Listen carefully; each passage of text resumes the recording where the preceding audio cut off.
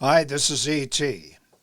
Perversion, for want of a better word, flourished among citizens of past civilizations. For example, the Roman Emperor Nero not only married a male slave, but according to the historian Tacitus, consummated the union in public.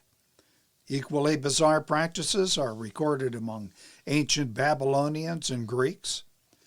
Currently, the Western world grapples with wokeism. But first, a primer regarding political terminology, which are, for want again of a better word, non-binary. They morph, in other words, with time. For example, during the late 1900s, the word liberal connoted today's libertarianism, believing that government shall neither coerce free individuals, in particular private businesses, nor exploit taxpayers to support those unwilling to work. In other words, 19th century liberalism was social Darwinism. Let only the fit survive. Liberalism by the early 1930s transitioned nearly 180 degrees. It was no longer Darwinist. It morphed into altruism. And by the early 21st century, now less concerned with wealth redistribution, it took on new clients, the downtrodden, who suffered from more social as opposed to governmental discrimination. And it is to them that the woke person defers.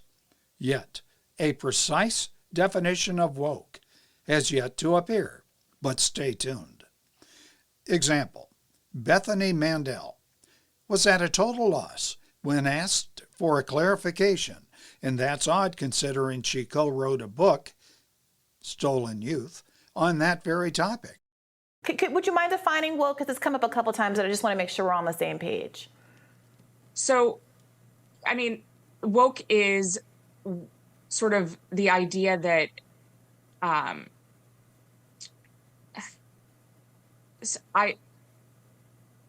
this is going to be one of those moments that goes viral. Woke is... Kyle Kulinski defined woke as being both, to quote him, alert to justice and authoritarian in service of perceived social justice. But such offerings lack the why, the motivation that underlays woke beliefs and behavior. In other words, what's the seed that sprouts into woke behavior? What sociological and psychological factors make one susceptible to woke thinking? Well, E.T. will explain the meaning of woke.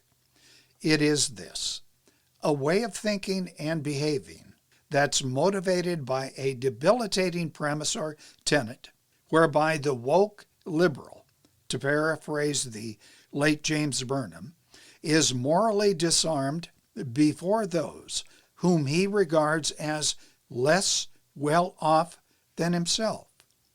In other words, any minority, ethnic, racial, sexual, holds the moral high ground, not simply regardless of behavior and perversions, but actually because of those behaviors and perversions.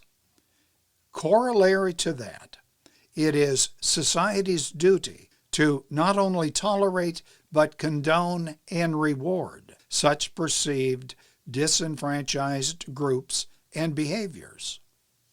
Wokeism, when applied to government and advertising, was assumed to be a no-cost deal, but reality proved otherwise when, for example, a man whose previous experience with transportation was hailing a cab was appointed transportation secretary.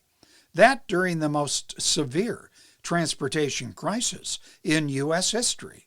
And he was appointed based solely on his sexual identity. Another was appointed for similar reasons to supervise disposal of nuclear waste. And woke advertising has seen huge problems, resulting in consumer revolt and dramatic sales losses, resulting in mass layoffs, in particular among human resource departments.